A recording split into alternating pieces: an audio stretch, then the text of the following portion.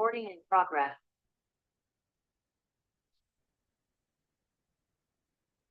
ठीक है।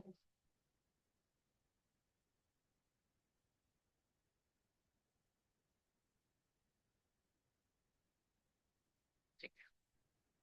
तो सबसे पहले टेस्टिंग पे आते हैं, मैनुअल टेस्टिंग। सबके नोट्स हैं ये, एक एक टॉपिक के नोट्स बने हुए हैं। पहले मैं आपको वॉक थ्रू कराता हूँ कि हम इसमें क्या क्या पढ़ेंगे। ठीक है। ये डिफरेंट टॉपिक्स हैं जो हम कवर करेंगे। सॉफ्टवेयर टेस्टिंग के इतने टॉपिक्स आपको आने चाहिए।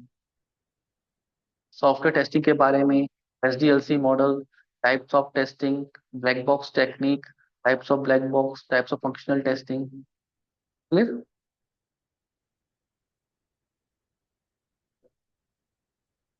तो हम स्टार्ट कर रहे हैं सॉफ्टवेयर टेस्टिंग से। क्लियर है।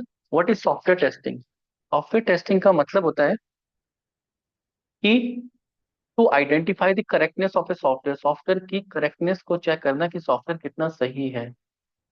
हमें उसमें गलतियां नहीं ढूंढनी, हमें चेक करना कि वो कितना सही है। और सही की डेफिनेशन क्या रहती है कि वो कितना रिलायबल है। रिलायबल मतलब भरोसेमंद है, कितने उसमें बग्स आ रहे हैं, कितने नहीं आ रहे हैं। स्केलेबल कितना है, स्केलेबिलिटी का मतलब होता है किसी सॉफ्टवेयर को आप कितना स्केल कर सकते हो, कितना बढ़ा सकते हो। जैसे हम कोई स्टोरी बना रहे हैं या कोई बिल्डिंग बना रहे हैं, तो हमने आज 2 मंजिल बनाई, आगे जाके क्या फ्यूचर में इसको 3 या 4 कर सकते हैं। It's called scalable. तो सॉफ्टवेयर में हमें टेस्टिंग करनी होती है, क्या वो स्टेबल है, को स्केल किया जा सकता है, तो ये भी चीज हम चेक करते हैं। पोर्टेबिलिटी, पोर्टेबिलिटी मीन्स कि डिवाइस अलग, जो सॉफ्टवेयर है वो अलग अलग डिवाइसेस में प्रॉपर चल रहा है नहीं चल रहा है, that is called portability. Reusable, software कितना रीयूज, सॉफ्टवेयर के कंपोनेंट होते हैं उनको हम अलग अलग, जैसे मैंने पेमेंट गेटवे बना दिया, ठीक है, तो पेमेंट गेटवे को मैं अलग अलग वेबसाइट के साथ यूज कर रहा हूँ, तो पेमेंट गेटवे काम कर रहा है, वेबसाइट के साथ इंटीग्रेशन हो रहा है, वो भी चीजें हमें चेक करनी होती है। Next, usability. यूजेबिलिटी का मतलब होता है कि सॉफ्टवेयर कितना यूजेबल है, कितना आसान है सॉफ्टवेयर को यूज करना। जैसे आज जो भी हम सॉफ्टवेयर यूज करते हैं, फेसबुक, व्हाट्सएप, इंस्टाग्राम, ये भी सॉफ्टवेयर हैं। कोई पोर्टल यूज कर रहे हैं, तो ये बहुत आसान है यूज करना, इसलिए ज्यादा लोग यूज कर पा रहे हैं। क्लियर है। तो हम यूजेबिलिटी भी देखते हैं सॉफ्टवेयर में कि सॉफ्टवेयर कितना यूजेबल है, कितना आसान है उसको यूज करना। ऐसा तो नहीं कि सॉफ्टवेयर बग्स तो नहीं है, फंक्शनली तो ठीक है वो, फंक्शनलिटी मतलब उसकी वर्किंग तो ठीक है, लेकिन वो बहुत टफ हो रहा है यूज करना। सपोज मैं एटीएम में गया पैसे निकालने, वहां पे जो सॉफ्टवेयर है बहुत कॉम्प्लिकेटेड बन गया है कि 3 से 4 पिन डालना है, फिंगरप्रिंट लगाने हैं, तो कोई जाएगा नहीं, यूज नहीं करेगा। लोग कहेंगे यार कैश ही रख लेता हूँ। यंग तो कर पाएंगे, लेकिन जो ओल्ड एज के उनके लिए बहुत प्रॉब्लम आएगी। छोटे हैं जिनको नहीं पता है सॉफ्टवेयर के बारे में डिटेल, वो भी प्रॉब्लम क्रिएट करेंगे। इसलिए यूपीआई बहुत फेमस हो गया आजकल, स्कैन करो कोड डालो चल जाता है। क्लियर है। तो सॉफ्टवेयर की यूजेबिलिटी बहुत हाई होनी चाहिए। तो टेस्टिंग क्या है, ये सारे पैरामीटर्स, प्रॉपर्टीज सॉफ्टवेयर की हमें टेस्ट करना is called software testing. Clear है। सॉफ्टवेयर टेस्टिंग क्या प्रोसेस है सॉफ्टवेयर को टेस्ट करने का कि वो कितना सही है। ये है बुक इस डेफिनेशन, बुक्स में लिखी हुई डेफिनेशन है। एक्चुअल में क्या होता है, सॉफ्टवेयर सेकंड डेफिनेशन जो मैंने लिखी है, software testing is the process of verifying and validating the functionality of an application. इसका मतलब है कि जो क्लाइंट होता है, जो बताता है कि सॉफ्टवेयर कैसा बनेगा, तो उसकी डॉक्यूमेंटेशन होती है, उस डॉक्यूमेंटेशन को हम बोलते हैं एसआरएस, सॉफ्टवेयर रिक्वायरमेंट स्पेसिफिकेशन। जो ये चीजें मैं बोल रहा हूँ, टेक्निकल वर्ड्स बोल रहा हूँ, कि जब आप रिकॉर्डिंग देखेंगे ना, इन वर्ड्स को आप लिखना, भूल ना जाए ताकि। एसआरएस, तो एसआरएस क्या होता है, सॉफ्टवेयर रिक्वायरमेंट स्पेसिफिकेशन। ये वो डॉक्यूमेंट होता है जो क्लाइंट देता है कंपनी को कि मेरा सॉफ्टवेयर ऐसा होना चाहिए। ठीक है। उस डॉक्यूमेंट के बेसिस पे काम होता है, डेवलपर को दिया जाता है, टेस्टर को दिया जाता है वो डॉक्यूमेंट। क्लियर है। तो जब भी हम सॉफ्टवेयर को टेस्ट करेंगे, टेस्ट में वो कैसा होना चाहिए, वो उस डॉक्यूमेंट में लिखा है। ठीक है। तो सॉफ्टवेयर के 2 बिहेवियर होते हैं, एक होता है एक्सपेक्टेड बिहेवियर, एक होता है एक्चुअल बिहेवियर। एक्सपेक्टेड बिहेवियर की हमें ऐसा सॉफ्टवेयर बनाना है जैसा सारस में लिखा है। आई बात समझ में? That is called expected behaviour. उसे हम क्या बोलते हैं, एक्सपेक्ट, कि ऐसा चाहिए। फिर दूसरा आता है एक्चुअल बिहेवियर, तो जब मैं सॉफ्टवेयर को यूज कर रहा हूँ तब वो बिहेव कैसा कर रहा है, that is called actual behaviour, तो हमें एक्सपेक्टेड बिहेवियर को एक्चुअल बिहेवियर के मैच कराना होता है सॉफ्टवेयर टेस्टिंग में। अगर नहीं मैच कर रहा है तो मतलब उसमें डिफेक्ट है, तो डिफेक्ट हमें रिपोर्ट करने होते हैं। तो डिफेक्ट को कैसे रिपोर्ट करते हैं वो सीखेंगे, कैसे टेस्ट किया जाता है वो सीखेंगे। क्लियर? जो ऑनलाइन है, दीपक के समझ में आया?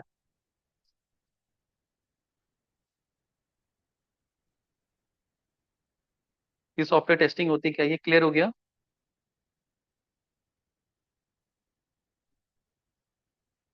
स्मृति? Yes yes. ठीक है। वह types of software testing, software testing कितने टाइप्स की होती है? Manual and automation. तो अभी क्या समझ में आता है आप लोगों को, क्या मैनुअल होती है, क्या ऑटोमेशन होता है? अंकित आप बताओ, क्या मैनुअल होता है?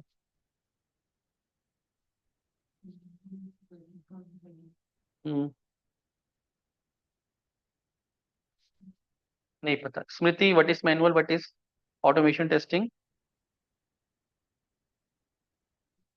सर मैनुअल, सर लाइक वो सही से जैसे कोई जो भी फंक्शन है काम के वर्किंग है कि नहीं, सारे टेस्ट करना है। लाइक अगर मिस लॉगिन का बटन है तो वो लॉगिन प्रॉपरली हो रहा है कि नहीं, ये टेस्ट करना ये मैन है। And automation. May be coding के थ्रू टेस्ट करना। हम्म, कोडिंग के थ्रू टेस्ट करना, गुड। ठीक है दीपक?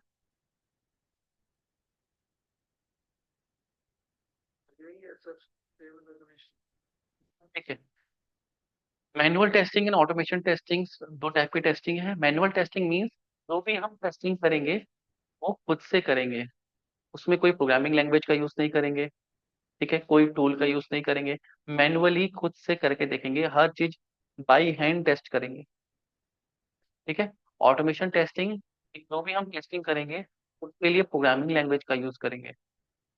हम सिर्फ प्रोग्रामिंग लैंग्वेज लिखेंगे, प्रोग्रामिंग लैंग्वेज टेस्ट करेंगे। क्लियर है? तो हम उस प्रोसेस को क्या कर देंगे, ऑटोमेट कर देंगे। तो जब पहली बार टेस्टिंग करनी होती है तो हम मैनुअल टेस्टिंग करते हैं। तो मैनुअल टेस्टिंग, सपोज मैंने आज टेस्ट केस, टेस्टिंग के लिए टेस्ट केस बनाए जाते हैं, आगे बताऊंगा टेस्ट केस क्या होते हैं। ठीक है। टेस्ट केस बनाए, सॉफ्टवेयर कल स्केल हो गया, तो टेस्ट केस भी और बनाने पड़ेंगे मुझे। टेस्ट केस मतलब कि मतलब कुछ पैरामीटर्स बनाने पड़ते हैं जिससे हम टेस्टिंग करेंगे। ठीक है?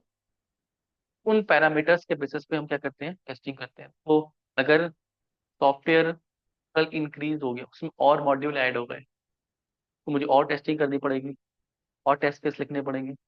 टेस्ट केस क्या होते हैं, बढ़ते जाते हैं। वो 500 टेस्ट केस हो गए। लेकिन अगर मैंने 5 फीचर बनाए हैं, 5 मॉड्यूल बनाए हैं, सॉफ्टवेयर के 5 पार्ट से एक और बना दिया, 6 पार्ट, तो मैं जो 6 वाला टेस्ट करूंगा तो मुझे प्रीवियस वाले 5 भी टेस्ट करने पड़ेंगे। आई बात समझ में? तो अब मैं क्या कर सकता हूँ, उन 5 टेस्ट केस को ऑटोमेट कर दूंगा। मैं नहीं टेस्ट करूंगा, मशीन टेस्ट करेगी। मशीन बहुत फास्ट करती है, और मुझे बार बार टेस्ट करना है तो मैं उस स्क्रिप्ट को चलाऊंगा, क्योंकि वहां पे टेस्टर्स को बैठा के मैनुअली नहीं करवा पाऊंगा, कि वो टाइम लेगा। क्लियर है?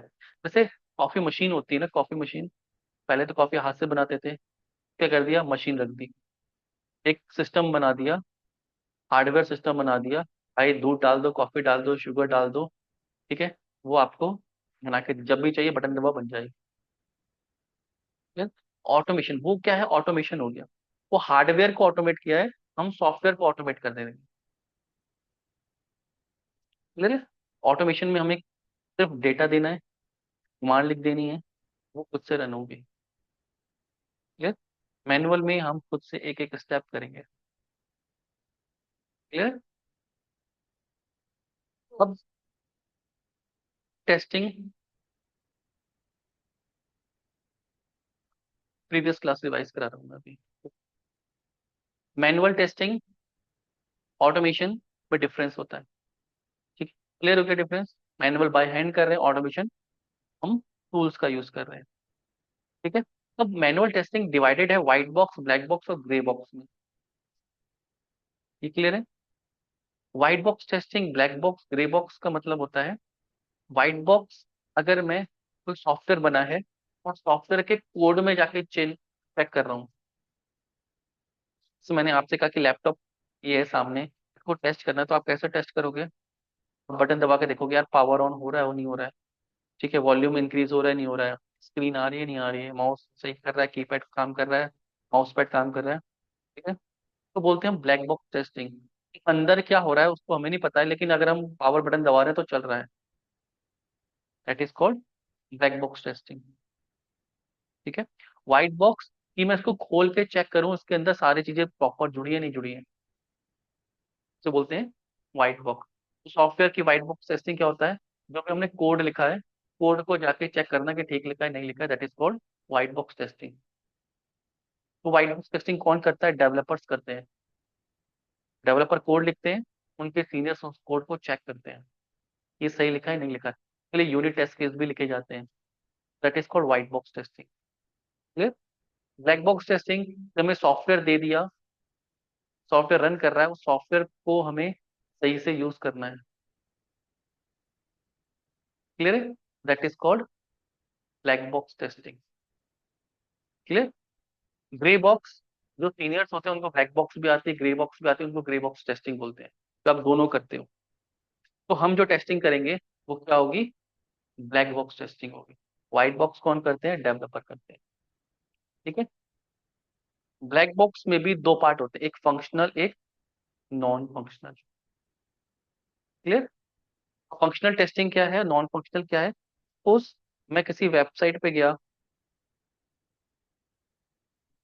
मैं यूट्यूब पे गया, ठीक है, और यूट्यूब पे मैं जाके देख रहा हूँ, उस बटन पे क्लिक कर रहा हूँ तो ये चल रहा है, साइन इन के बटन पे क्लिक कर रहा हूँ तो ये चल रहा है। ठीक है, मैंने सब्सक्रिप्शन पे क्लिक किया तो आ रहा है, साइन इन करो तब सब्सक्रिप्शन दिखेंगे। मैंने यहाँ पे क्लिक किया तो मुझे दिखा रहा है हिस्ट्री। यू पे क्लिक किया तो यू वाला सेशन आ रहा है। मैंने सर्च की न्यूज़ तो मुझे न्यूज़ शो हो रही है। मतलब ये फंक्शनली काम कर रहा है। मैं इस वीडियो पे गया, ठीक है, तो इस वीडियो पे आ रहा है जो भी कंटेंट है, मैं लाइक करना चाह रहा हूँ तो लाइक हो रहा है। तो ये है फंक्शनल टेस्टिंग कि वेबसाइट सही से काम कर रही है। नॉन फंक्शनल मीन्स कोई वीडियो चल रही है, उस पर 10,000 यूजर एक साथ आ गया और 10 के 10,000 ने उसको लाइक किया, इसका 10,000 प्रॉपर लाइक हुए नहीं हुए, उस 10,000 यूजर को एक साथ वीडियो प्रॉपर दिखाई दे रही है नहीं। 10,000, 10 लाख, 10 करोड़, कभी कभी 10 करोड़ भी लोग देखते हैं किसी एक वीडियो को एक दिन में। ठीक है, लाइव में चल रहा होता है, कुछ वैसी वेबसाइट है 1-1 करोड़ ट्रैफिक आता है, उसको बोलते हैं non functional testing. Performance testing, compatibility, usability. Clear? और फंक्शनल टेस्टिंग की फंक्शनैलिटी को चेंज करना।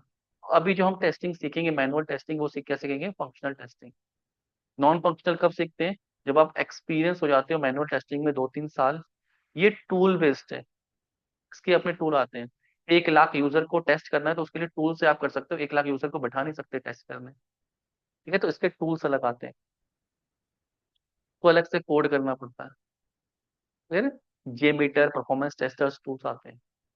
अभी जो हम ब्लैक बॉक्स टेस्टिंग में सीखेंगे वो हम होंगे फंक्शनल टेस्टर। जो भी टेस्टिंग में स्टार्टिंग में जाता है वो क्या बनता है? Functional tester. फंक्शनल टेस्टिंग में आपको क्या करना है? यूनिट टेस्टिंग, ठीक है, integration testing, system testing, UAT. इसको समझो कि अब आप क्या हो? मैनुअल टेस्टर हो। मैनुअल टेस्टर में भी आप क्या हो? फंक्शनल टेस्टर हो। ये क्लियर है? यूनिट टेस्टिंग का मतलब होता है एक पीस ऑफ मॉड्यूल को चेक करने से, कोई फॉर्म बन गया, उस फॉर्म को चेक करना। जैसे मैं कोई गाड़ी बना रहा हूँ, तो गाड़ी का टायर अलग है, इंजन अलग है, बॉडी अलग है, टायर बन के आ गया, मुझे सिर्फ टायर को चेक करना है। That is called unit. एक पार्टिकुलर मॉड्यूल को चेक करना है, इसे बोलते हैं यूनिट टेस्टिंग। तो कोई फॉर्म बन के आ गया है या कोई लॉगिन पेज बन के आ गया, एक पार्टिकुलर चीज को हम चेक कर रहे हैं। और डेवलपर्स क्या कर देते हैं? यूनिट टेस्टिंग में भी यूनिट टेस्ट केस लिख देते हैं, उसको भी हम बोलते हैं यूनिट टेस्टिंग। नेक्स्ट है इंटीग्रेशन, जहां से स्टार्ट होता है basically manual testing. Integration testing मतलब कि हमने वेबसाइट बना ली है, अलग अलग पेजेस है, उनको जोड़ दिया है। लॉगिन आप कर रहे हो तो आप ऐड टू कार्ट पेज पे जा रहे हो, प्रोडक्ट पेज पे जा रहे हो। क्लियर? तो वो फ्लो पूरा सही चल रहा है, उसे बोलते हैं इंटीग्रेशन टेस्टिंग। कि जो सारे मॉड्यूल्स हैं वो प्रॉपर काम कर रहे हैं नहीं कर रहे। आपने कुछ आइटम सेलेक्ट किए, ऐड टू कार्ट किया, उतना ही प्राइस ऐड हुआ है। आपने पेमेंट के लिए दिखाया तो पेमेंट के लिए उतना ही दिखा रहा है। पेमेंट के लिए क्रेडिट कार्ड की जो डिटेल डाली है वो प्रॉपर चल रही है नहीं चल रही है, तो बोलते हैं हम सब इंटीग्रेशन टेस्टिंग। मतलब एक कार है, पहले मैंने टायर अलग चेक कर लिए कि टायर ठीक है नहीं है, बॉडी अलग चेक कर ली, इंजन अलग चेक कर ली, अब उन तीनों को मिला दिया। तो जब स्टार्ट कर रहा हूँ, रेस दे रहा हूँ, तो टायर घूम रहे नहीं घूम रहे, हॉर्न दबा रहा हूँ तो आवाज आ रही है नहीं आ रही, ब्रेक मार रहा हूँ तो टायर रुक रहे नहीं रुक रहे। It's called integration testing. Clear? Integration testing के बाद आती है सिस्टम टेस्टिंग। ये सॉफ्टवेयर तो प्रॉपर चल रहा है, अब इसको अलग अलग जगह चलाना, अलग अलग जगह मतलब अलग अलग ब्राउजर्स पे चलाना है, अलग अलग डिवाइसेस पे चलाना है, विंडोज पे चलाना है, मैक पे चलाना है, हर चीज पे जाके टेस्टिंग होती है, तो बोलते हैं हम सिस्टम टेस्टिंग। कार बन गई है, अब मैं उसको रोड पे चला रहा हूँ, कहीं थोड़ा पानी है वहां पे चला रहा हूँ, पानी मतलब रोड में ही पानी है, जैसे कीचड़ है, बहुत सनलाइट बहुत हैवी है, ऐसा तो नहीं कार गर्म हो जा रही है, मुझे हर कंडीशन में उस कार को टेस्ट करना है। ठीक है, सेम वे में सॉफ्टवेयर को हर एक पैरामीटर पे टेस्ट किया जाता है, तो बोलते हैं हम सिस्टम टेस्टिंग। फिर जब हमारी टेस्टिंग हो जाती है, फिर हम क्लाइंट को दिखाते हैं कि हमने ये बनाया है, तो बोलते हैं हम अल्फा टेस्टिंग, यूएटी से बोलते हैं, यूएटी यूजर एक्सेप्टेंस टेस्टिंग। तो इसमें अल्फा टेस्टिंग, तो जब हम क्लाइंट को डेमो देते हैं कि हमने प्रोडक्ट बनाया ऐसा है, that is called alpha testing. फिर क्लाइंट उस सॉफ्टवेयर को ले जाता है, उसको डिप्लॉय कर देता है और अपने कुछ यूजर्स को देता है ऐसे सैंपल कि हमने कुछ बना लिया, इसको यूज करके देखो और फीडबैक दो। अब ये टेस्टर टेस्ट नहीं कर रहे हैं, ये लाइव यूजर टेस्ट कर रहे हैं, पब्लिक नहीं टेस्ट कर रही जहाँ पे डोमेन में जाना है, ये लाइव यूजर जो सैंपल छोटा डेटा है, उसे बोलते हैं बीटा टेस्टिंग। तो हमारी रिस्पॉन्सिबिलिटी कहाँ तक होती है? अल्फा टेस्टिंग तक, यूएटी तक। ठीक है, उसके बाद कोई डिफेक्ट आएंगे तो फिर हम स्टार्टिंग से उस पर काम करेंगे। इतने फेजेस के साथ टेस्टिंग चलती है, तो इस सारी टेस्टिंग पे हमें काम करना है। ये चीज क्लियर हो गई जो ऑनलाइन है? दीपक समझ में आ रहा है ये? Yes, sir. स्मृति? ठीक है, 2 मिनट का टाइम दे रहा हूँ, जो भी अभी मैंने बोला है उसको माइंड में रिवाइज करना है कि क्या क्या होता है। स्टार्ट को देखो, ठीक है? कुछ नहीं आता है तो पूछो, 2 मिनट के बाद। 2 मिनट का ब्रेक है, आप इसको हार्ड को अपने दिमाग में बैठाओ क्या मैनुअल, क्योंकि ये इंटरव्यू में पूछना है, what is manual testing, what is automation testing, what is functional, what is non functional, what is grey box, what is white box, तो माइंड में फीड होनी चाहिए। क्लियर?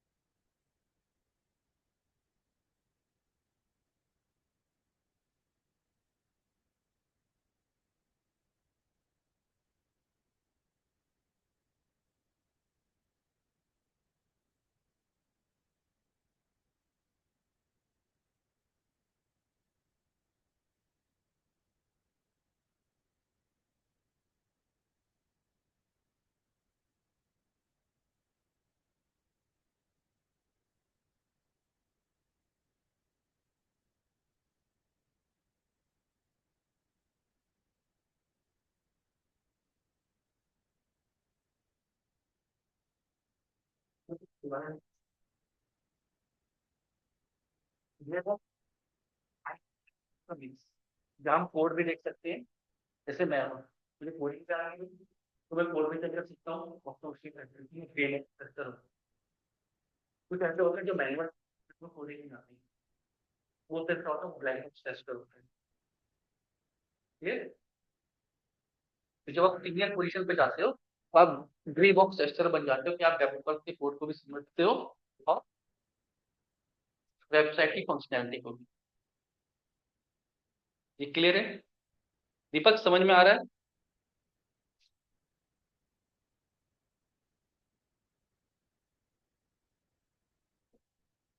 स्मृति समझ में आ रहा है ये? Yes, sir. कोई डाउट है तो आगे बढ़े।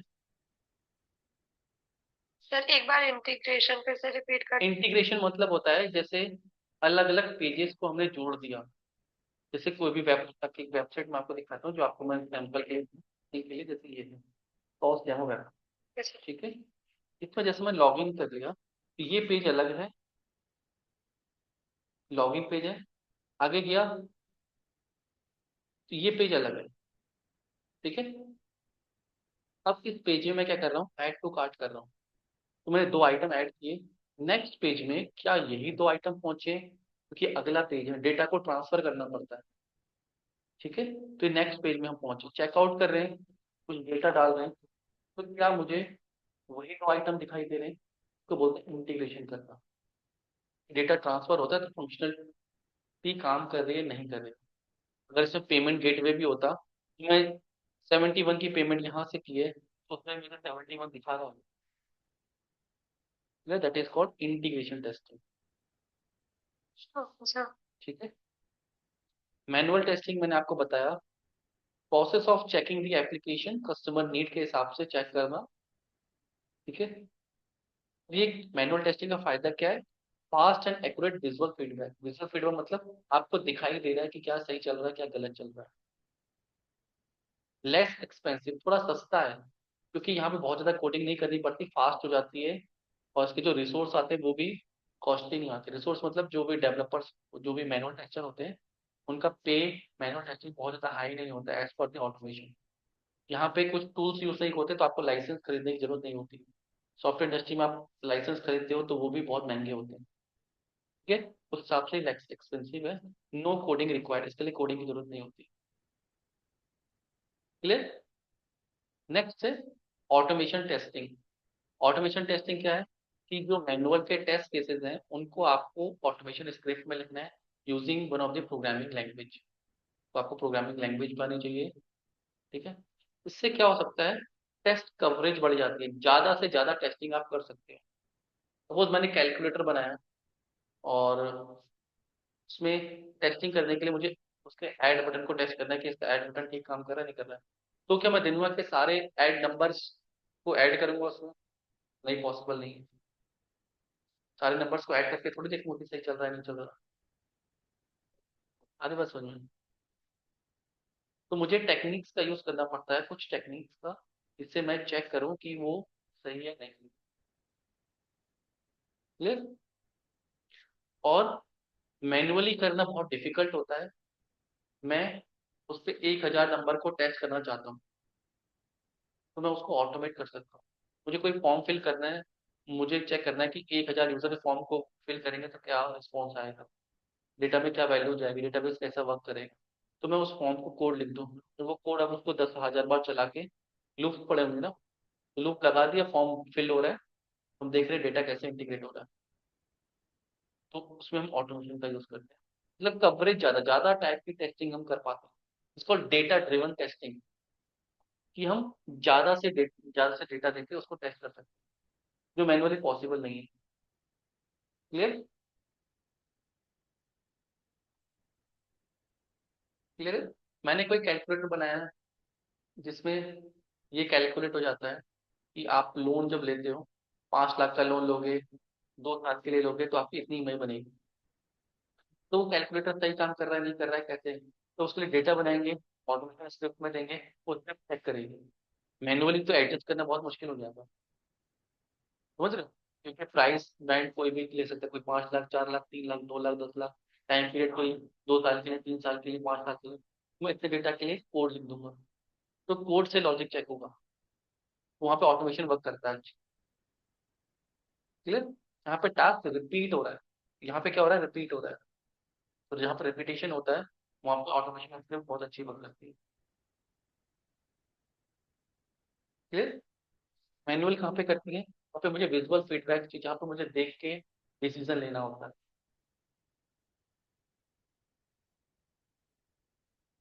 Y testing is required.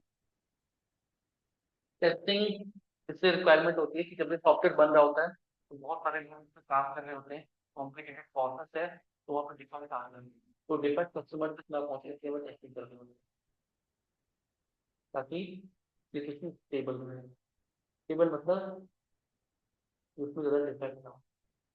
Unstable मतलब कि अभी मैं कुछ कर रहा हूँ तो अभी कुछ हो रहा है, अभी कुछ कर रहा हूँ तो अभी कुछ हो रहा है, हर बार अलग अलग चीजें, अनस्टेबल है, उसमें डिफेक्ट बहुत ज्यादा है। ये अब डिफेक्ट क्या होता है? जब मैंने उस स्टार्टिंग बताया था एक्चुअल बिहेवियर और एक्सपेक्टेड बिहेवियर, जब उन दोनों में डिफरेंस होता है तो उसको हम बोलते हैं डिफेक्ट है। क्लाइंट ने बोला ऐसा चाहिए था, लेकिन एप्लीकेशन में दूसरे तरीके से क्लाइंट ने कहा कि 2+2 को ऐड करूँ तो 4 आना चाहिए, और लेकिन जब मैं वेबसाइट में जाकर देख रहा हूँ 2+2 को कर रहा हूँ तो 4 नहीं आता है, तो मतलब वहां पर डिफेक्ट है। जो एक्सपेक्टेड बिहेवियर है 2+2 4 होना चाहिए, वो नहीं आ रहा है, ये दैट इज कॉल्ड डिफेक्ट, उसको हम डिफेक्ट बोलते हैं, बग एरर में बोलते हैं। क्लियर? डिफेक्ट क्या है प्रोग्रामिंग में? when actual behavior deviates from the expected behavior while testing a software application, it is called defect। ये समझ में आ रहा है? सब कुछ प्रिंसिपल है सॉफ्टवेयर टेस्टिंग के। क्लियर? सॉफ्टवेयर टेस्टिंग के प्रिंसिपल जैसे पहला है testing shows the presence of defect, testing हमें करनी क्यों चाहिए? क्योंकि इससे हमें डिफेक्ट मिलते हैं, पहला रूल है। Exhaustive testing is not possible, हम सब कुछ टेस्ट नहीं कर सकते, ये टेस्टिंग का प्रिंसिपल है। अब इसका मतलब कैसे? अभी मैंने एग्जांपल दिया था कैलकुलेटर का, तो कैलकुलेटर में मैंने ऐड का ही बटन बनाया, तो क्या मैं दुनिया के सारे नंबर्स को ऐड करके चेक करूं कि वो सही है नहीं है? पॉसिबल ही नहीं है। ऑटोमेशन स्क्रिप्ट भी लगा दूंगा तो भी पॉसिबल नहीं है, सारे नंबर थोड़ी कर सकता हूँ, नंबर तो अनलिमिटेड है, तो मुझे कुछ टेक्निक्स का यूज करना पड़ता है। तो इसका मतलब है एग्जॉस्टिव टेस्टिंग इज नॉट, सब कुछ टेस्ट नहीं कर सकते, हमें कुछ टेक्निक सीखनी होती है, उन टेक्निक्स का यूज करना होता है कि हमें लग रहा है कि ये ठीक है, सब कुछ टेस्ट नहीं कर सकते, ये सॉफ्टवेयर टेस्टिंग का प्रिंसिपल है। Clear? Early testing, early testing का मतलब है जब सॉफ्टवेयर बन रहा है, पहला ही मॉड्यूल बना है, पहले ही मॉड्यूल से टेस्टिंग स्टार्ट हो जानी चाहिए, ऐसा टेस्टिंग प्रिंसिपल कहता है। क्यों? क्योंकि डिफेक्ट जितनी जल्दी मिलेगा उतना ही इजी रहेगा उसको सॉल्व करना, उतने ही पैसे में खर्च कम होंगे। मैं कोई बिल्डिंग बना रहा हूँ, 100 मंजिल की बनानी है, तो मैं वेट नहीं करूंगा कि जब पूरी 100 स्टोरी बन जाए तब मैं उसको टेस्ट करूँ, क्योंकि तब कुछ गड़बड़ हो गई, मुझे खर्चा स्टार्ट करना पड़ेगा। जहाँ पहली स्टोरी बन रही है वहीं से स्टार्ट करूँ टेस्टिंग करना, it is called early testing. Agile जो हम फ्रेमवर्क पढ़ेंगे उसमें अर्ली टेस्टिंग होती है। जैसे ही सॉफ्टवेयर बन रहा होता है, साइड बाय साइड आप टेस्ट किट लिखना स्टार्ट करते हो, पहला मॉड्यूल बनता है उसको चेक करते हो, फिर दूसरा तीसरा बता इंटीग्रेट करके फिर चेक करते हैं। डे वन से ही सॉफ्टवेयर टेस्टर का काम भी हो जाता है। क्लियर? नेक्स्ट प्रिंसिपल कहता है डिफेक्ट क्लस्टरिंग। डिफेक्ट आपको हमेशा क्लस्टर में मिलेंगे। क्लस्टर मतलब 80-20 रूल, कि 80% डिफेक्ट आपको सॉफ्टवेयर के 20% एरिया में मिलेंगे। सपोज गुड़गांव है, गुड़गांव में 100 किलोमीटर की रोड है, उसके 100 किलोमीटर की रोड पे ट्रैफिक होता है? नहीं, कुछ पार्टिकुलर एरिया ऐसे हैं जहाँ पे ज्यादा ट्रैफिक होता है। क्यों होता है? क्योंकि वहां पे डाइवर्जेंस होगा, कहीं पे रोड आके मर्ज हो रही होंगी, दोहराया बना होगा। 20% 40% एरिया ऐसा रहेगा जहाँ पे मैक्सिमम जाम लगता है, तो इसको बोलते हैं कि 80% जाम उस 20% एरिया में ही लगता है।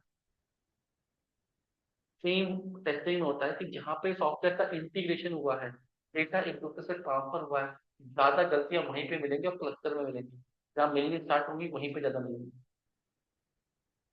क्लियर है?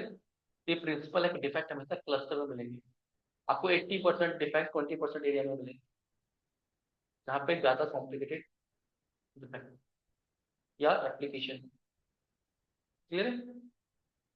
नेक्स्ट है पेस्टिसाइड पैराडॉक्स।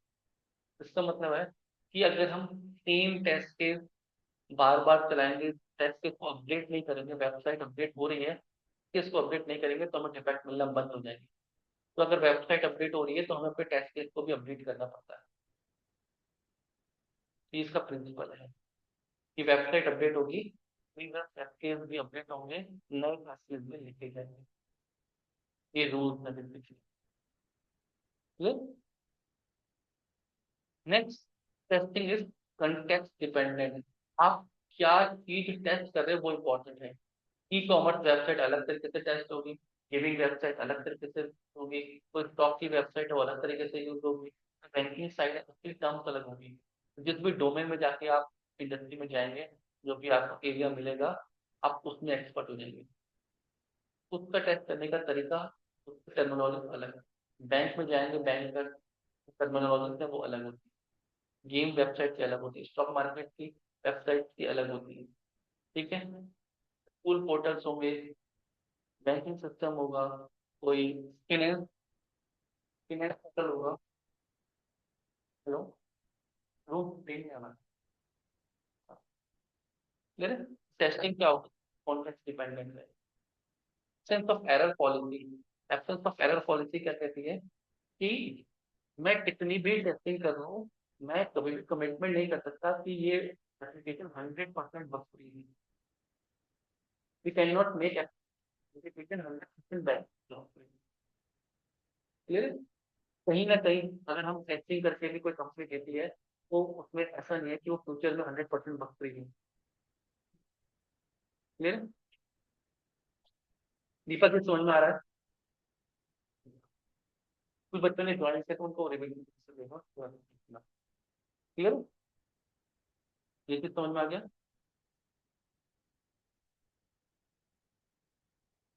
नेक्स्ट है सॉफ्टवेयर टेस्टिंग। को समझनी पड़ती है सॉफ्टवेयर टेस्टिंग की लाइफ। सॉफ्टवेयर बनता कैसे मतलब किस प्रोसेस में होके जाता है। क्योंकि आप तो सॉफ्टवेयर टेस्टर हो, लेकिन हार्ट तो सॉफ्टवेयर टीम का पार्ट हो। क्लियर है। सॉफ्टवेयर टीम का पार्ट हो तो आपको पता होना चाहिए कि सॉफ्टवेयर किस स्टेज होकर गुजरता है। इसको हम बोलते हैं सॉफ्टवेयर डेवलपमेंट लाइफ साइकिल। एक सॉफ्टवेयर की लाइफ साइकिल का फेज। सबसे पहले होती है रिक्वायरमेंट एनालिसिस, कि आपको रिक्वायरमेंट को समझना है, एसआरएस को बनाना है। क्लियर है। Next design phase. डिजाइन में हम प्लानिंग करते हैं कि कितनी टीम हायर की जाएगी, कितने लोगों की जरूरत पड़ेगी। यहाँ पे मैनेजर तो काम करते हैं। हमारा क्या डिलीवरी पैटर्न रहेगा, हम किस फ्रेमवर्क को फॉलो करेंगे। ठीक है। नेक्स्ट है डेवलपमेंट फेज, जहाँ पे सॉफ्टवेयर को बनाया जाता है। उसके बाद आता है टेस्टिंग फेज, जहाँ पे सॉफ्टवेयर की टेस्टिंग होती है। तो ये पैरेलल चलते हैं, डेवलपमेंट भी हो रही है, टेस्टिंग भी हो रही है। ठीक है। उसके बाद आता है डिप्लॉयमेंट। जब टेस्टिंग कंप्लीट हो जाती है then we deploy the software. Deployment का मतलब है उसको एक पब्लिक डोमेन में डिप्लॉय, यहाँ पे रियल यूजर उसको यूज कर रहा है। ठीक है। और जो भी छोटे मोटे डेटा आ रहे हैं उसको मेंटेन किया जा रहा है। क्लियर। जैसे बिल्डिंग की मेंटेनेंस होती है ना, कि आप 4 महीने बाद 6 महीने बाद कुछ टूट तो नहीं गए हैं, कुछ एप्लीकेशन ब्रेक तो नहीं हो गई, कुछ इन्हांसमेंट करने हैं, माइनर चेंज करने हैं, उसको बोलते हैं मेंटेनेंस। तो सॉफ्टवेयर के ये फेजेस होते हैं, that is called SDLC, software development life cycle. Requirement, design, development, testing, deployment, maintenance. यहाँ पे रिक्वायरमेंट दी जाती है, प्लानिंग की जाती है, बनाया जाता है, टेस्ट किया जाता है, सर्वर पर डिप्लॉय किया जाता है, मेंटेन किया जाता है। आपकी जो रिक्वायरमेंट होती है वो यहाँ पे क्लाइंट्स दे रहे हैं, यहाँ पे बिजनेस एनालिस्ट हैं, यहाँ पे डेवलपर्स बैठे हैं, यहाँ पे टेस्टर्स बैठे हैं, जैसे डिप्लॉयमेंट में डेवऑप्स इंजीनियर्स होते हैं, यहाँ पे मेंटेनेंस टीम होती है। तो पूरी इतनी बड़ी टीम लगती है सॉफ्टवेयर को बिल्ड करने में। जैसे क्लाइंट रिक्वायरमेंट देता है, business product owners, scrum master सब यहाँ का है डिजाइनिंग पे, डेवलपर डेवलप करते हैं, टेस्टर टेस्ट करते हैं, डेवऑप्स इंजीनियर उसको डिप्लॉय करते हैं। क्लियर। और फिर मेंटेनेंस टीम होती है जो मेंटेन, कस्टमर सपोर्ट यहाँ पे है। ये क्लियर है। ऐसे ही इसी जो मैंने बताया, किसी को मैंने दो टिकट लिखा है, रेट कर देते हैं। ठीक है। ऐसे ही होती है सॉफ्टवेयर टेस्टिंग लाइफ साइकिल, कि अगर आप इस फेज में हो तो आपको क्या क्या करना होता है। ठीक है, तो first thing is software testing life cycle. आपको क्या करना है, रिक्वायरमेंट एनालिसिस करनी है, रिक्वायरमेंट को समझना है। ठीक है, test plan creation, test case और टेस्ट सिनेरियोस को समझना है। क्लियर है। इन्वायरमेंट सेटअप, आपको किन्हीं भी सॉफ्टवेयर की जरूरत पड़ेगी, डेटा की जरूरत पड़ेगी, उनको सबको सेटअप करना है। ठीक है, टेस्ट केस जो भी आप लिखोगे, आगे हम सीखेंगे टेस्ट केस लिखना भी, उनको एग्जीक्यूट करना है, टेस्ट केस रन करना है, और जो भी डिफेक्ट आएंगे उसको लॉक करना है, और जितने भी यहाँ पे फाइल्स बनेंगी उन फाइल्स को सबमिट करना है। तो ये जो स्टेप्स है इसके होते हैं एक टेस्टर के, ये 6 काम होते हैं। Requirement analysis, test plan creation, environment setup, test case execution, defect logging, एक साइकिल प्रोसेस को हम मल्टीपल टाइम पर। अब इसमें क्या रिक्वायरमेंट को समझना है, बेसिक अंडरस्टैंडिंग है। टेस्ट केस, टेस्ट सिनेरियोस आपको बनाने आने चाहिए। इन्वायरमेंट सेटअप, डेटा क्रिएट करना। क्लियर, अभी सीखेंगे हम।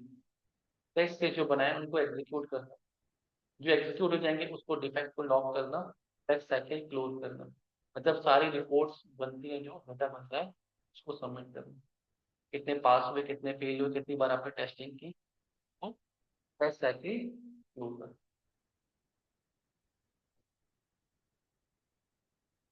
ये क्लियर है, ये समझ में आ रहा है, ये क्या है, different feature software development cycle, and this is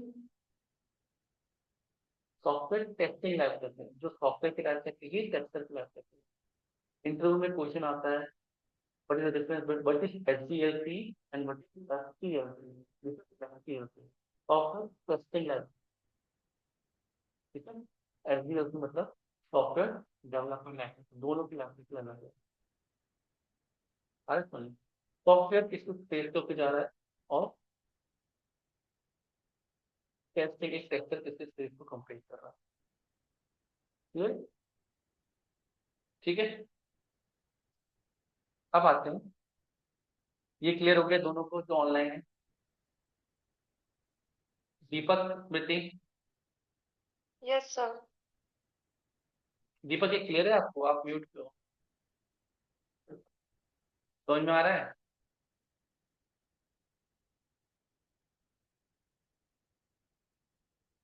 ठीक है, नेक्स्ट हमें पढ़नी है टेक्निक। ठीक है, अभी मॉडल्स पे बात करेंगे।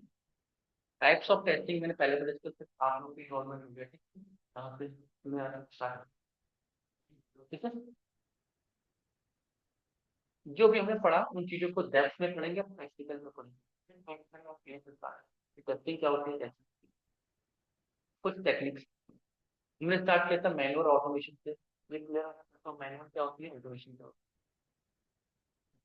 मैनुअल टेस्टिंग क्यों की जाती है, और ये इंटरव्यू में क्वेश्चन आएगा, why manual testing, why testing.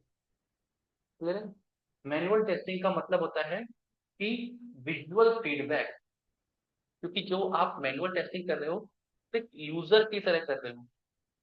आपको अगर कुछ चीज टेस्ट करनी है तो वो तो दिख रही है, कि अराउंड अगर कुछ चीज और भी टेस्ट करनी है तो आपको वो भी दिख रही है। अब वहां पे क्या हो, एक रियल यूजर। ठीक है, ऑटोमेशन में स्क्रिप्ट चल रही है, उसको बोल दिया कि ये बटन दबाना है तो बटन दबा देगा। Clear? और ऑटोमेशन का एक डिसएडवांटेज है, 100% ऑटोमेशन इज नॉट पॉसिबल। हम सब कुछ ऑटोमेट नहीं कर सकते, कहीं इमेज चेंज हो रही है तो हम वो चेक नहीं कर पाएंगे ऑटोमेशन। कैप्चा है जैसे, कैप्चा को आप ऑटोमेट नहीं कर सकते, तो मैनुअल टेस्टिंग इसलिए करनी पड़ती है ताकि 100% ऑटोमेशन पॉसिबल ही नहीं है। और मैनुअल टेस्टिंग इसलिए करनी पड़ती है कि हमें अपने प्रोडक्ट को स्टेबल बनाना होता है। Clear? इस चीज को समझो।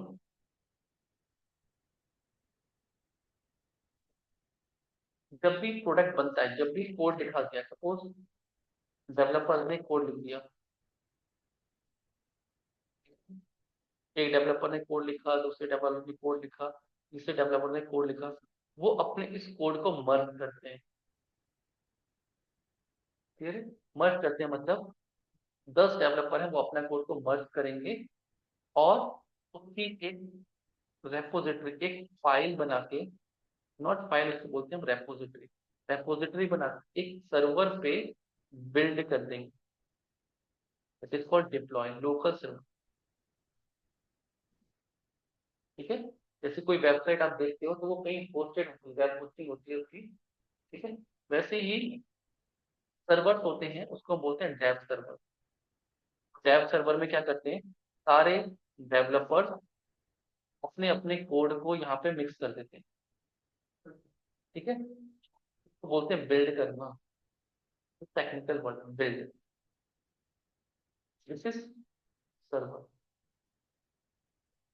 नहीं हाँ, नया टॉपिक है, ध्यान से रखना है इसको। बहुत इंपॉर्टेंट है, बहुत जगह है।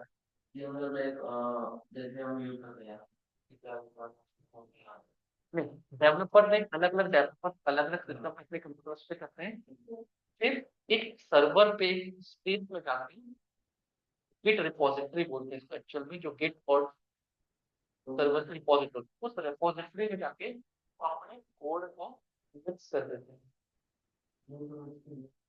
हाँ हाँ, नहीं नहीं नहीं, वो इसलिए किया जाता है कि जब सॉफ्टवेयर बनेगा, सॉफ्टवेयर तो तभी बनेगा ना जब आप इन सबके कोड को मिक्स करोगे। तो एक डेव सर्वर होता है, सिर्फ डेवलपर के लिए होता है कि वो अपने सारे कोड को यहाँ पे बिल्ड कर सके, अपने कोड को मिक्स करके उसकी EXE बना के सॉफ्टवेयर को चलाना होता है। हाँ हाँ, ये डेव सर्वर होगी। बिल्ड करने का मतलब हो गया कि वो अब लिखा कोड जाता है, लेकिन जब आप सॉफ्टवेयर डाउनलोड करते हो, जैसे एंड्रॉइड में करते हो, उसकी APK फाइल होती है। तो एक APK फाइल बनती है, उस APK फाइल को सर्वर पर डाला जाता है, बिल्ड किया जाता है। तो लाइन ऑफ कोड लिख रहे हैं, तो उसके पीछे प्रोसेस होता है, उस प्रोसेस को करना, और लास्ट में आपको एक URL दे देना, उसको बोलते हैं बिल्ड।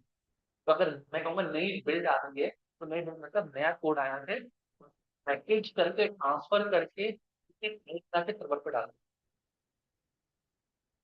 क्लियर है? तो एक होता है डेव सर्वर।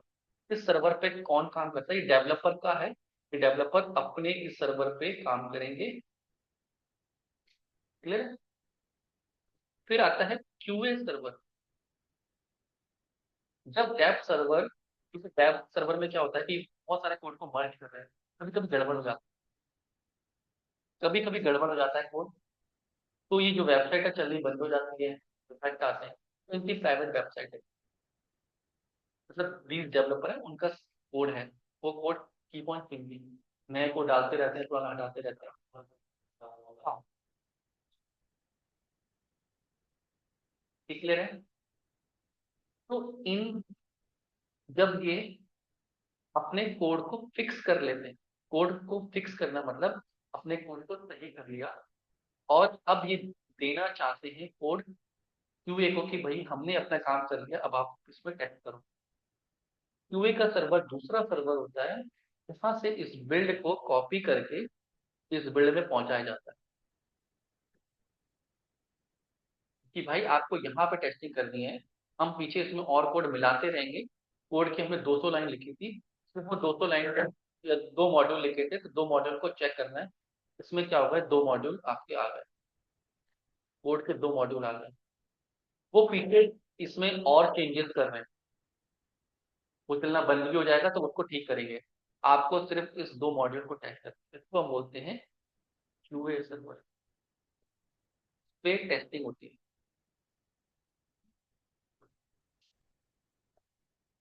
ठीक है, हालत समझो, ये उनका एरिया है, हमें इसमें नहीं जाना है, वो अपना करते रहेंगे, करके वो हमें QA सर्वर पे। QA सर्वर के ऊपर आता है रिग्रेशन सर्वर।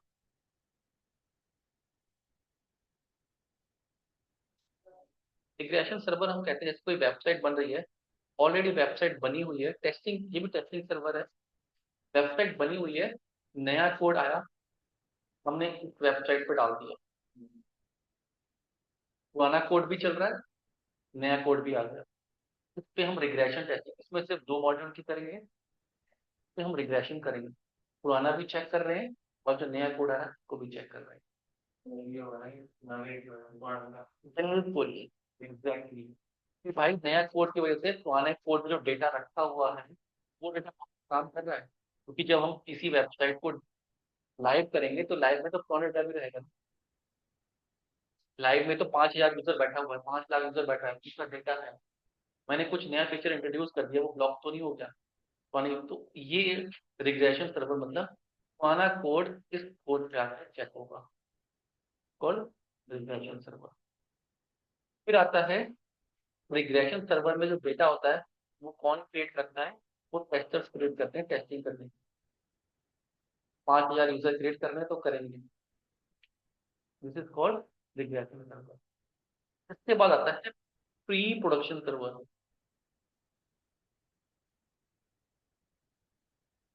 और उसके बाद आता है production. Production server is a live server, जहाँ पे लाइव काम हो। ठीक है, अमेजोन की वेबसाइट है। अब ध्यान से समझना, ये तो टेस्टर का सर्वर है, ये लाइव। जो लाइव सर्वर पे हो रहा है उसका डेटा कॉपी करके हम एक और सर्वर बनाते हैं, यहाँ पे पेस्ट कर देते हैं। ये किसका कॉपी है? प्रोडक्शन सर्वर का कॉपी है। कभी ये साइट डाउन हो गई तो यहाँ से हम बैकअप लेंगे, और जब यहाँ पे टेस्ट करके इसका टेस्ट यहाँ पहुंचा जाता है टू चेक कि ये हमारा लाइव में कैसा काम करेगा। अभी तक तो टेस्टिंग फेज में था ना, डायरेक्टली लाइव में नहीं डालते। तो ये जाता है pre production server. Pre production server में क्या है? यहाँ तक तो हमारा डेटा है, यहाँ पे जो डेटा है ये लाइव डेटा था। आगे बस कॉपी, प्रोडक्शन का कॉपी। हम्म। तो सर्वर पे होता है ना, प्रोडक्शन सर्वर पे तो लाइव यूजर है, ठीक है, बट एक्चुअल यूजर है जो सपोज अमेजन की वेबसाइट है, 5 लाख 5 करोड़ यूजर है। ये कैसा यूजर है? ये एक्चुअल यूजर है, जिससे अपना यूजर नेम दिया है, पासवर्ड दिया है, क्रेडिट कार्ड दिया, डेबिट कार्ड सब दिया, एक्चुअल डेटा है। यहाँ पे जो टेस्टिंग हम कर रहे थे, तो टेस्टर ने डेटा डमी डेटा बना के टेस्ट करते हैं। तो 5 हजार लोगों का लाइव डेटा तो लाएंगे नहीं, तो डमी डेटा पे टेस्ट करके सीधे लाइव पे नहीं भेजते हैं। तो लाइव डेटा को कॉपी करके यहाँ पे लाया जाता है, और अपने जो नए कोड को लाइव डेटा पे चेक किया जाता है। प्री प्रोडक्शन एक कॉपी बना के चेक कर रहे हैं, इसका कॉपी बना लिया, यहाँ पे चेक कर रहे हैं, ताकि हमें यहाँ पे कंफर्मेशन हो गई तब हम इसको यहाँ पे डालें। पता लगा अमेजन बैठ गया, सर्वर बैठ गया, तो लाखों का नुकसान हो जाए। लाखों का तो नहीं, करोड़ों का हो जाएगा, कि बहुत ज्यादा यूज होता है। बैंकिंग सिस्टम में थोड़ा सा भी गड़बड़ हो गई, बहुत ज्यादा। अरे समझ में, हैकर्स जो बैठे होते हैं वो ऐसे ही बैठे होते हैं यहाँ पे, कि यहाँ पे कुछ गड़बड़ हो या कुछ करे। आगे बात, ये सब क्या है? टेक्निकल चीजें, ये आपको पता होना चाहिए। क्या क्या पता होना चाहिए? अब समझ में आ गया वेब सर्वर क्या होता है, क्यूए सर्वर, रिग्रेशन सर्वर। इन चीजों को मैं बार बार यूज करूंगा। Production server, pre production server और प्रोडक्शन। प्रोडक्शन बिल्कुल लाइव होता है, प्री प्रोडक्शन इसका कॉपी होता है, ये टेस्टिंग सर्वर होते हैं सारे, वेब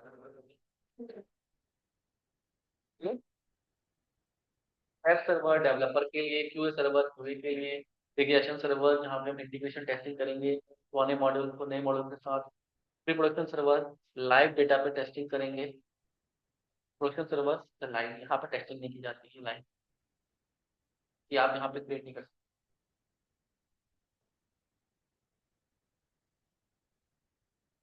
RFN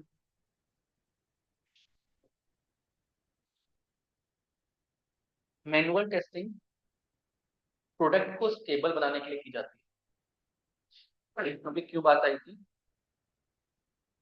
मैनुअल, ठीक है, वर्सेस ऑटोमेशन, ये समझ रहे थे, ठीक है। तो जो मैनुअल होता है, तो जब भी नई बिल्ड आती है, तो नई बिल्ड का मतलब है न्यू चेंजेस आए,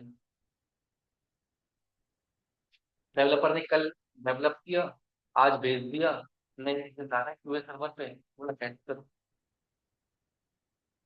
ठीक है, ऐसे काम होता है।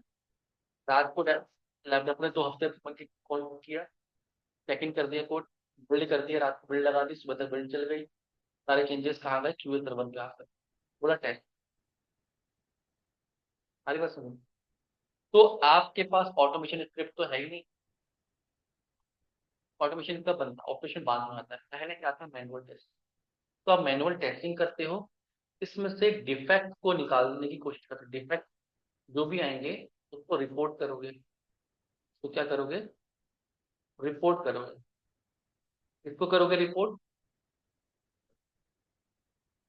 ठीक है, एक रिपोर्ट बनेगी, डिफेक्ट लॉग होंगी, मैनेजर को बताओगे ये डिफेक्ट। उससे का मतलब होगा, उससे हम एप्लीकेशन को स्टेबल बनाने की कोशिश कर रहे हैं। स्टेबल बनाने की मतलब उसमें कम से कम डिफेक्ट आए। तो मैनुअल टेस्टिंग इसलिए की जाती है ताकि हम प्रोडक्ट को स्टेबल बना दें। तो किसी भी प्रोजेक्ट में जाओगे, सबमिशन टेस्टिंग हो ना हो, मैनुअल टेस्टिंग तो होगी ही। ठीक है, अभी हमने पहले पढ़ा था कि फास्ट एंड एक्यूरेट फीडबैक। कल एप्लीकेशन बनी, आज टेस्ट किया, तुरंत फीडबैक दे दिया। ऑटोमेशन के लिए हमें स्क्रिप्ट लिखनी पड़ती है, पूरी करनी पड़ती है, टाइम कंज्यूमिंग है। तो हर प्रोजेक्ट में मैनुअल टेस्टिंग तो वो चीज ही होती है। क्लियर हो गया सारी बात समझ। तो मैनुअल टेस्टिंग का क्या काम है, to make product stable, fast and accurate feedback. Automation क्यों करते हैं, ध्यान से समझो। ऑटोमेशन तब हम करते हैं जब काम रिपीटेड करना हो। मैंने 100 टेस्ट केस लिख दिए। टेस्ट केस स्टेटमेंट होती है, प्रोग्राम होते हैं, नॉट प्रोग्राम्स, इंग्लिश की लाइन पर कोड होता है, सेंटेंस होता है। वही बात करें, मॉड्यूल 1 बना, मॉड्यूल 1 बना, 100 टेस्ट केस लिखे, उनको चेक करना है। ठीक है, टेस्ट केस चलाने के लिए टाइम चाहिए होता है, तो आपने 5 दिन में 100 टेस्ट केस चला के चेक करें। मॉड्यूल 2 बन गया, 200 टेस्ट केस हो गए। मॉड्यूल 3 हो गया, 300 होगा। ऐसे एप्लीकेशन बनते जाते हैं। सपोज एप्लीकेशन में 2000 टेस्ट केस है, तो अगर मैंने कुछ मेजर चेंज कर दिया एप्लीकेशन में, मुझे वो 2000 टेस्ट केस भी चला के देखने हैं। तो मैं इन सब टेस्ट केस को क्या कर देता हूँ, ऑटोमेट कर देता हूँ। जब भी चलाने हो, कितनी बार भी चलाने हो, इससे मुझे पता चल जाए। 2000 टेस्ट केस चलाने के लिए बहुत सारे टेस्टर की जरूरत पड़ेगी, बहुत सारा टाइम कंज्यूम होगा। तो हम उस प्रॉब्लम को क्या कर देंगे, ऑटोमेट कर देंगे। ठीक है, ये रिग्रेशन के लिए यूज होता है। रिग्रेशन मतलब पुरानी एप्लीकेशन को हमने ऑटोमेट कर दिया है, उसमें नए चेंजेस डालोगे, स्क्रिप्ट चला दोगे, तो पुराने को भी चेक कर देगी, नए को भी चेक कर देगी। लेकिन इसको लिखने में टाइम है। बड़ी बात सुनिए, this is the difference between manual testing and automation testing. Clear है, इसी को समझाएं। How to perform manual testing. जो एसटीएलसी का प्रोसेस था, आपको डिफेक्ट निकालने के लिए सबसे पहले रिक्वायरमेंट्स को समझना पड़ेगा। ठीक है, फिर टेस्ट केस बनाने पड़ेंगे। आगे सीखेंगे टेस्ट केस कैसे बनाते हैं। ठीक है, developer develop the test case according to the requirement. उन टेस्ट केस को मैन्युअली एग्जीक्यूट करना पड़ेगा। क्लियर है, टेस्ट केस को इन्फॉर्म करना पड़ेगा डेवलपमेंट टीम। उन टेस्ट केस को जो भी फेल हुए हैं उनको दोबारा चलाना पड़ेगा, उन डिफेक्ट को रीटेस्ट करना पड़ेगा। ये मैनुअल एडवांटेज क्या है, प्रोग्रामिंग लैंग्वेज की जरूरत नहीं है। डायनेमिक चेंजिंग जीयूआई सबसे मेजर एडवांटेज होता है। यहाँ पे एप्लीकेशन ऐसी आ रही है कि बार बार चीजें चेंज हो रही है, जैसे पिक्चर चेंज हो रही है, कोई वीडियो चल रही है, वीडियो आप स्क्रिप्ट से नहीं कर पाओगे, तब तो सिर्फ बटन दबाने इधर काम कर देगी। जो मैनुअल काम है बार बार होता है उसको कर देगी। कलर ग्रेडियंट नहीं देख पाएगी, यार इसमें ब्लूइश आना था, ग्रेइश आना था। तो वो सारे विजुअल फीडबैक जो होते हैं मैनुअल टेस्टिंग से ही दिए जाते हैं। क्लियर है, कॉस्ट इफेक्टिव है, easy to learn for the new testers, नए टेस्टर इसको इजी कर सकते हैं। एडवांटेज क्या है, large number of human resource, सब कुछ मैनुअली चेक करना तो ज्यादा लोगों की जरूरत पड़ती है, टाइम कंज्यूमिंग प्रोसेस है। टेस्ट इज जो होते हैं वो स्किल बेस्ड होते हैं, जितने आप स्किलफुल होते जाओ उतने अच्छे टेस्ट केस आप लिखो। ऑटोमेशन टेस्टिंग, आप टूल का यूज करते हो, टेस्ट केस बना देते हो, ऑटोमेट करते हैं। तो इसका एडवांटेज क्या है?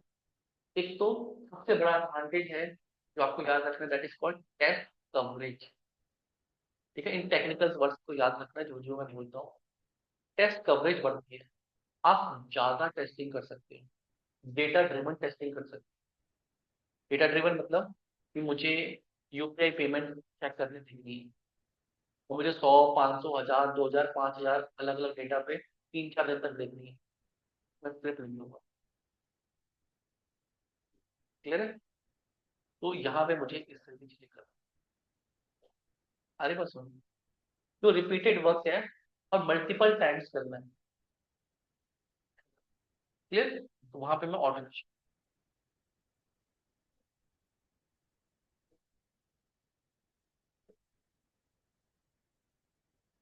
अब इससे क्या होता है,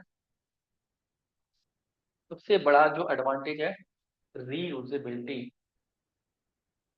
मैंने एक बार ऑटोमेशन लिख दी तो उसको कितनी बार भी चला सकता हूँ, डेली डेली चलती है ऑटोमेशन। जैसे अमेजोन की वेबसाइट है ना, तो प्री प्रोडक्शन सर्वर की जो साइट होगी, वहां पे जो लाइव डेटा आ रहा होगा उसको कॉपी करके प्री प्रोडक्शन सर्वर पे लगातार ऑटोमेशन स्क्रिप्ट चल रही है। इससे क्या होगा कि लाइव पे कुछ एरर आने से पहले मुझे उसका डेटा का लिंक कॉपी है, प्रोडक्शन पे पता लगे। बैंकिंग साइट है, बैंकिंग साइट बहुत क्रूशियल साइट होती है, इसमें जो भी एरर आने वाला होगा, डिफेक्ट आने वाला होगा, वो मुझे प्री प्रोडक्शन सर्वर पे ऑटोमेशन स्क्रिप्ट पे पहले पता लग जाएगा। तो मैं कोई 200-2000 लोगों की टीम तो बैठा नहीं सकता हूँ लगातार टेस्ट करते रहो, तो मैं वहां पर ऑटोमेशन स्क्रिप्ट बैठा देता हूँ, 2000 टेस्ट केस लगातार चलाते रहो, जब भी एरर आएगी पता लग जाएगा।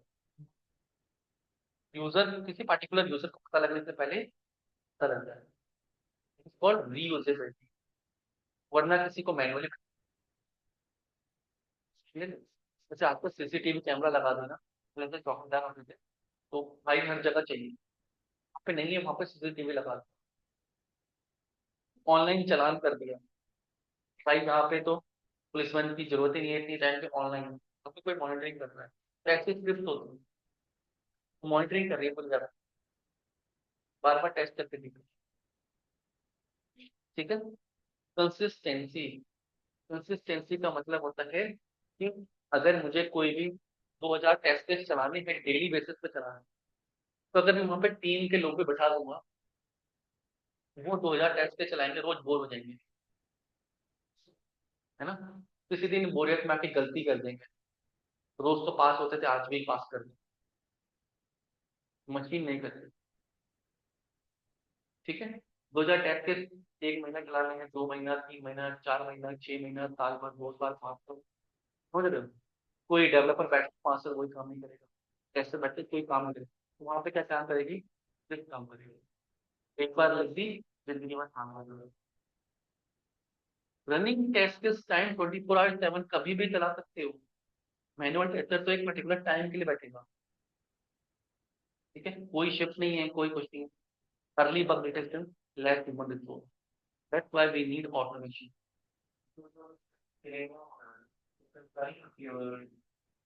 हाँ, फिर तब तो ये स्क्रिप्ट के बेनिफिट्स, जैसे तो वो हमारा करते हैं, उसके सारे क्या होता है कि मैंने स्क्रिप्ट से टेस्ट केस लिख दिया, 100 टेस्ट केस लिख दिए, टेस्ट केस को बिल्ड करके हम सर्वर पे चला, जैसे वेबसाइट है ना, 24/7 चलती रहती है, तो ये टेस्ट केस पोस्ट हो जाते हैं, और उसमें हम स्क्रिप्ट लिखते हैं, टाइमिंग डाल देते हैं कि रोज इस टाइम से चलना है, सुबह 5 बजे चलेगा, रात को 10 बजे तक क्या, 10 आ रहा है, 24/7 चल रही है।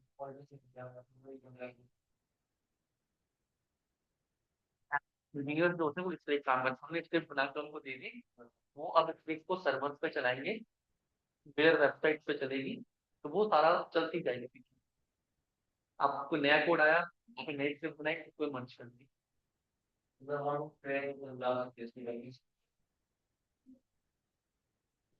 जेंकिन्स एक टूल होता है जिसके थ्रू हम ये प्रोसेस करते हैं कि हमने स्क्रिप्ट बना के डाल दी, जब भी मतलब टाइम डाल दिया, जैसे वॉच है ना, पैर डाल दिया चला के चलती जाइए, ऐसी स्क्रिप्ट होती है कि हमने कोड लिख के बना के भेज दी, सर्वर पर हमने ट्रिगर कर दिया, सर्वर पे चल रही, सर्वर का काम नहीं होता है। कोई वेबसाइट लाइव है ना 24/7, तो कोई वहां पे बैठा नहीं है, एक बार सर्वर पे चला दी, ठीक है? इन्हीं को हमने इसमें किया हुआ। डिसएडवांटेज क्या है? हाई लेवल स्किल टेस्ट है, जहाँ पे स्किल सेट हाई होना चाहिए। मैनुअल टेस्टिंग में थोड़ा इजी है, ठीक है। ऑटोमेशन में स्किल सेट थोड़ा हाई, कोडिंग आनी चाहिए, ऑटोमेशन फ्रेमवर्क्स आने चाहिए, ठीक है। High quality testing tool, licence software की भी यूज होती है।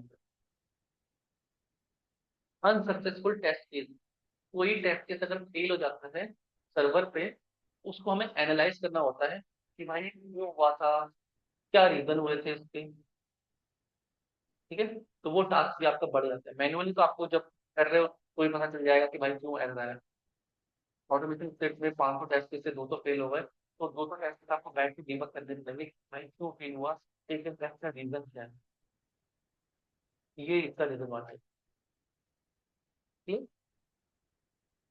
टेस्ट मेंटेनेंस इस एक्सपेंसिव लाइसेंस पे लगती है, ठीक है। डीबगिंग की कॉस्ट आती है, तो किसी न किसी के साथ बेनिफिट्स और एडवांटेज है। तो ये आपको पता होना चाहिए, इंटरव्यू में बहुत ज्यादा क्वेश्चन आता है, why manual testing, why automation testing, क्या एडवांटेज है, क्या डिसएडवांटेज है, कब मैनुअल टेस्टिंग होती है, कब ऑटोमेशन होती है, क्लियर है। ऑटोमेशन टेस्टिंग जरूरी है नहीं है, मैनुअल टेस्टिंग जरूरी है, तो ये सारे आंसर मैंने हमें पता है, ताकि इंटरव्यू क्वेश्चन बनते हैं। मैनुअल में टेस्टिंग में जाओगे तो ये आपसे थ्योरेटिकल क्वेश्चन पूछे जाते हैं। ये क्लियर है स्मृति, ये क्लियर हो रहा है? Yes sir. सर चल रही है कब से? हाँ, ऑनलाइन ऑफलाइन दोनों चलती है। दीपक समझ में आ रहा है ये? यस, ठीक है। नोट्स है ना सर ये? हाँ, ये नोट्स है, ये नोट्स मैं दे दूंगा आपको। आप अपनी आईडी भेज देना मुझे, ईमेल आईडी, इस पे नोट्स मिल जाएंगे, ठीक है।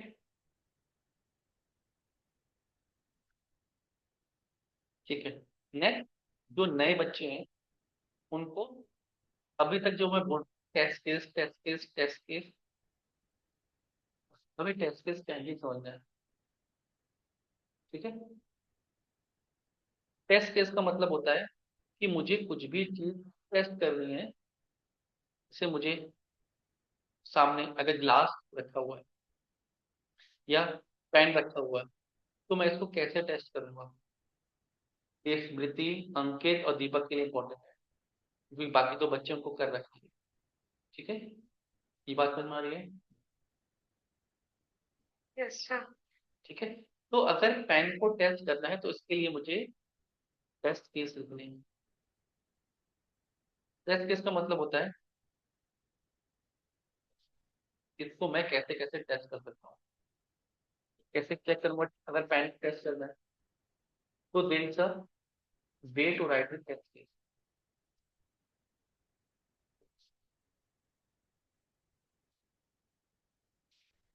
ठीक है। तो आपको ये एग्जांपल है, अभी हम पेन के लिख रहे हैं, जैसे टेस्ट केस लिखने आ रहे हैं फिर हम सॉफ्टवेयर पे लिखेंगे,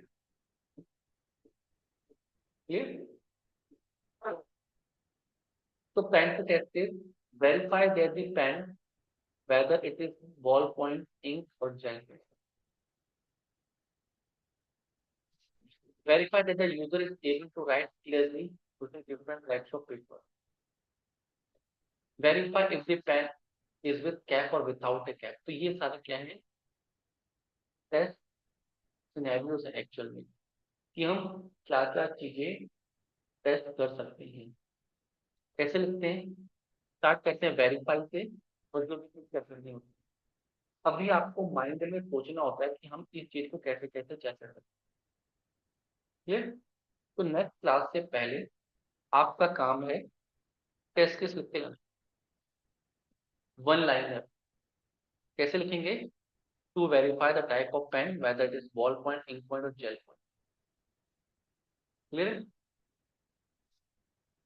तो टू वेरीफाई यहां से स्टार्ट करेंगे, बाकी आगे स्टेटमेंट लिखेंगे। मैक्सिमम चीजें मतलब सारी चीजें चेक करते हैं। तो अभी table, chair, pen and ATM, इन चार चीजों को पहले पकड़ना है, इनके टेस्ट लिखने हैं। भाई टेस्ट लिखने लग जाओगे फिर हम सॉफ्टवेयर पे आपको देंगे कि सॉफ्टवेयर पे कैसे लिखना है। इसे क्लियर हो गया? तो Yes, एक sir. तो सारे सिनेरियोस आपको दिमाग में सोचने हैं, नेट से कॉपी नहीं करना है, नेट पे मिल जाएंगे, बट खुद से देख के लिखना है। नहीं समझ में आएंगे तो आप सर्च कर सकते हो। तो अभी आप इसको एक्सेल में भी लिख सकते हो, ठीक है, नोट पैड पे भी लिख सकते हो, कॉपी पे भी लिख सकते हो। नेक्स्ट क्लास से पहले ये सारे टेस्ट आपके पास लिखे होने चाहिए। क्लियर? Sir. ठीक है, आज क्लास इतनी रहेगी। आपका नेक्स्ट काम है जो फ्रेजर कॉन्सेप्ट है उसको रिवाइज करना, और ये आपका असाइनमेंट है कि ये टेस्ट आपको लिख के लाना। Yes, sir. डन? ये आ गया समझ में?